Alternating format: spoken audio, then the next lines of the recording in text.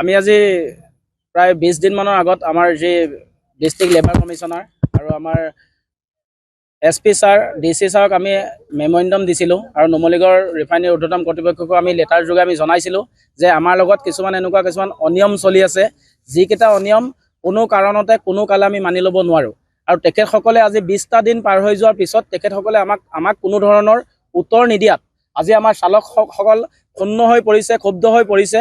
আৰু আমাৰ এই ধাৰাবাহিক যি আন্দোলনৰ কাৰ্যসূচী আজিৰ পৰা আমি হাতত লৈছোঁ, সেই কাৰ্যসূচী আমাৰ কণ্টিনিউ চলি যাব, যি পৰ্যন্ত আমাক নুমলীগড় ৰিফাইনেৰীৰ সমাহাৰৰ মজুৰি দিবলৈ তেখেতসকল ওলাই নাহিব, যেতিয়ালৈকে আমাক DLC, SP আৰু DC আহি আমাক এই কথাটোত হস্তক্ষেপ নকৰিব, সেই পৰ্যন্ত আমাৰ এই প্ৰতিবাদী কাৰ্যসূচী আমাৰ চলি গৈ থাকিব।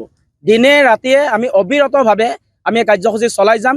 দৰকাৰ হ'লে আমি ইয়াতকৈ জংগী আন্দোলন কৰিবলৈ বাধ্য হ'ম, তথাপিতো আমি থমকি নৰম।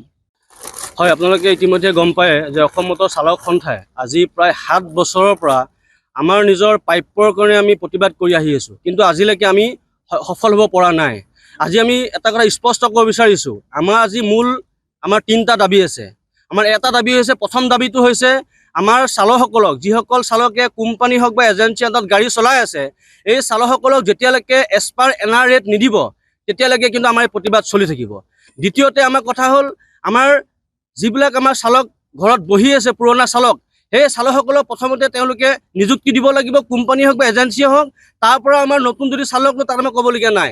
তৃতীয় আমাৰ দাবীটো হ'ল যে ইতিমধ্যে আপোনালোকে গম পায় যে জুন মাহৰ 22 তাৰিখৰ দিনাখন আমি অনিৰ্দিষ্টকালীন এটা প্ৰতিবাদী কাৰ্যসূচী হাতত লৈছিলোঁ।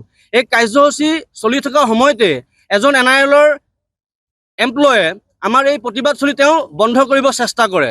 তেওঁ আমাৰ প্ৰতিবাদস্থলী আহি আমাক চালকৰ লগত দুৰ্ব্যৱহাৰ কৰে, আমাৰ চালকক তেওঁ ধমকি দিয়ে আৰু আমাৰ চালকক তেওঁ এই প্ৰতিবাদ বন্ধ কৰিবলৈ ভাবুকি দিয়ে। আমি যেতিয়া সেই প্ৰতিবাদ বন্ধ নকৰোঁ বুলি কওঁ, তেতিয়া সেই এমপ্লয়ীজনে আমাৰ চালকক তেওঁ আক্ৰমণ কৰিব চেষ্টা কৰে আৰু লগতে আমাৰ চালকক তেওঁ আক্ৰমণ কৰে, যাৰ ফলত আমাৰ বহুত চালক তেওঁ আমাৰ জখম হয়। এতিয়া কথাটো হ'ল, সেই যেতিয়া আমাৰ গোটেই ঘটনাটো হৈছিল, তাৰ পাছত আমি দেখা পালোঁ আমাৰ 4জন চালকৰ তেওঁলোকে গেট পাছ বিফল কৰি দিলে। আমাৰ কথাটো হ'ল, আমাৰ ৰিফাইনেৰী বাহিৰত যিখন আমাৰ কাজিয়াখন হৈছিল, ৰিফাইনেৰী বাহিৰত হোৱা এখন কাজিয়া, সেই কাজিয়াখনক তেওঁলোকে মূল মন্ত্ৰ লৈ পেলাই NIL কৰ্তৃপক্ষই আমাৰ 4জন চালকক গেট পাছ ডিএক্টিভ কৰি দিছে। এই কথাটো আমি স্পষ্ট গম পাইছোঁ যে অসম মটৰ চালক সন্থা বৰ্তমান সক্ৰিয় হিচাপে কাম কৰি আছোঁ। আমি কেতিয়াও মেনেজ হোৱা নাই। আমাক তেওঁলোকে ভয় খুৱাবৰ কাৰণে, আমাৰ চালকসকলক তেওঁলোকে দমন কৰিবৰ কাৰণে এই গেট পাছ ডিএক্টিভ কৰা তেওঁলোকে এটা নিয়ম তেওঁলোকে এইটো চেষ্টা কৰিছে। আমি এটা স্পষ্ট কথা, যেতিয়ালৈকে আমাৰ চালকসকলে গেট পাছ ডিএক্টিভ কৰি নিদিব তেতিয়ালৈকে আমাৰ এই প্ৰতিবাদ চলি থাকিব। দৰকাৰ হ'লে আমাৰ সকলো চালকক এৰেষ্ট কৰক, আমাক জেল দিয়ক, আমাৰ তাত ক'বলগীয়া নাই, দৰকাৰ হ'লে আমাক গুলিয়াই মাৰি দিয়ক, কিন্তু আমাৰ এই প্ৰতিবাদ চলি কেতিয়াও বন্ধ নহয়।